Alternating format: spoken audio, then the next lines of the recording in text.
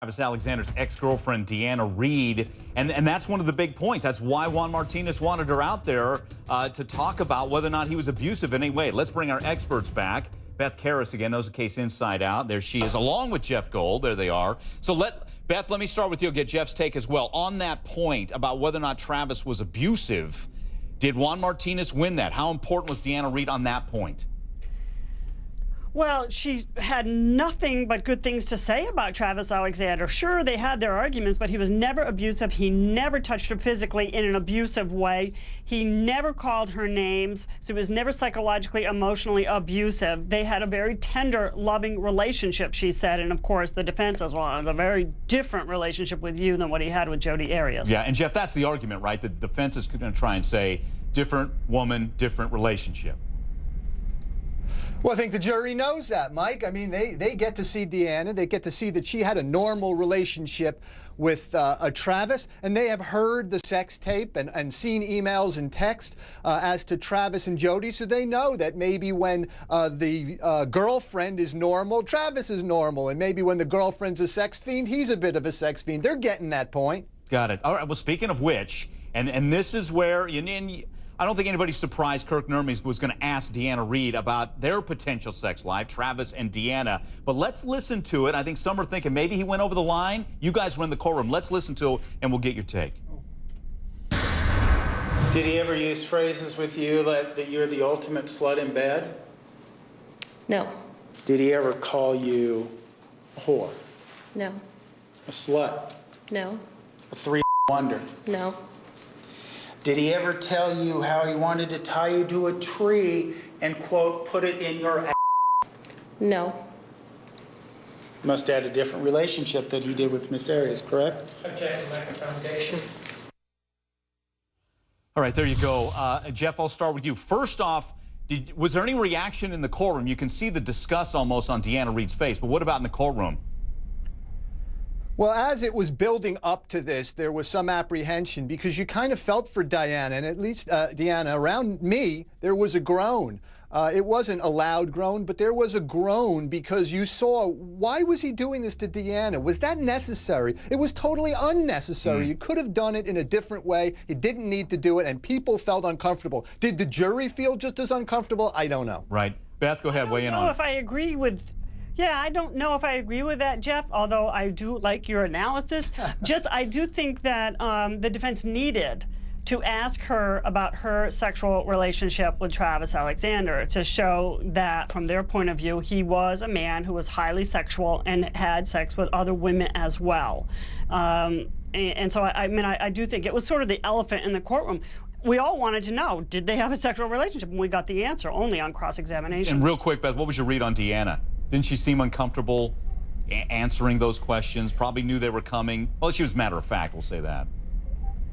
I think she knew they were coming, and she was very courageous to be up there and answering these questions in front of a bunch of strangers. Yeah, and again, we all, just on a human front, the dynamic that must play out. You're out, and you kind of know this is coming for all the world to hear about your sex life with the victim, Travis Alexander. All right, much more with Jeff and Beth coming up. I want to hear from you, by the way.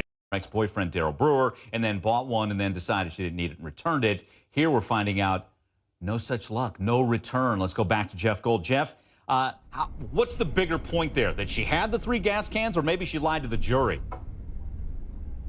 Well, isn't that good? That's a good point.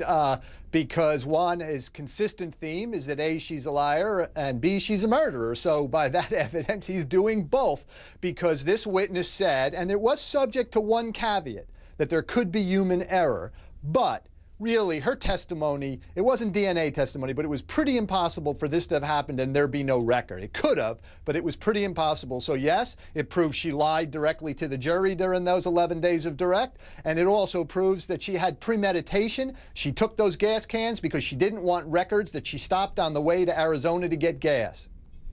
As you listen to this case, is that the best argument for premeditation, and how good is the argument there?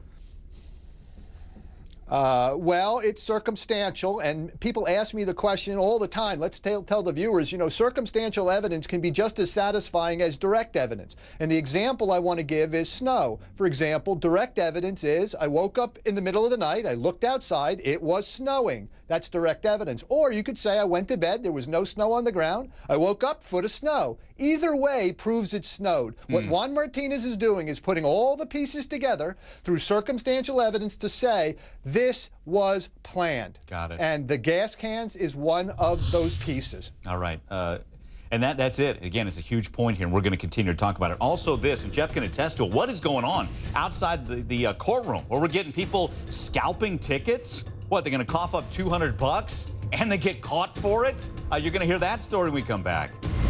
Still a little bit of a circus when it sounds like you got scalping going on out there. Jeff Goldback with us. Jeff, does that surprise you? What are you seeing as you walk into court there in Phoenix?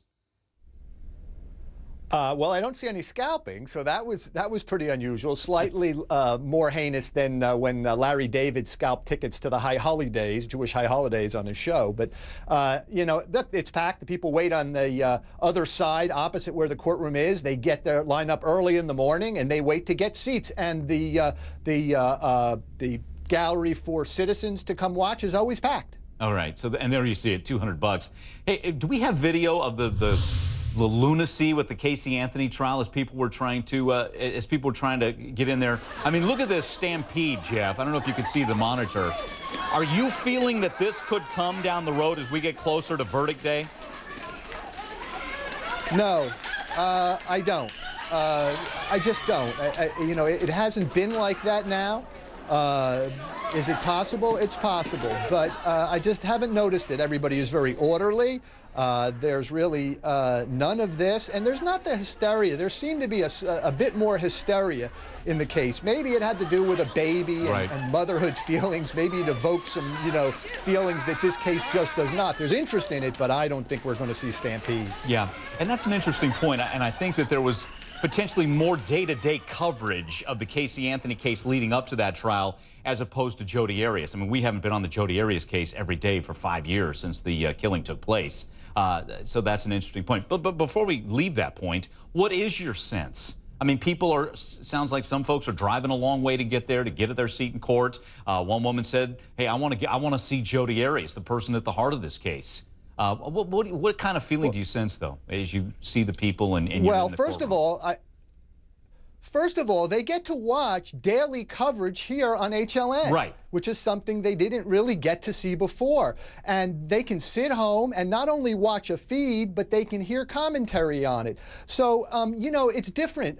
You know, HLN is not a low-grade channel. That's one that everybody has. And so that's made it different. They can sit home comfortably, watch it, enjoy it, if that's what their predilection is. So I don't think they feel the same way. And as I said before, I think there was something about motherhood that just triggered people going out there. But I do think it's been well attended. I think at closings it will be even more packed than now, waiting for seats, and maybe there'll be a line for closings. There always is, openings and closings. People get a summary of what's going on, and they think in one day they'll get the whole show. So I expect on closing day to be even more people lined up. Yeah.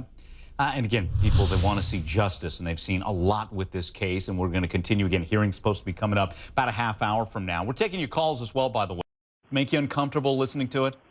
I felt dirty. There you go. I felt dirty inside, yes. Yeah. Oh, and that's, let me get Jeff Golden on this. Jeff, and some folks are tweeting that as well, that here Jen K tweeted this, that he almost seemed to enjoy it. Bad move for the defense. Did you cringe in the courtroom? Do you think jurors might have been cringing inside to listen to this?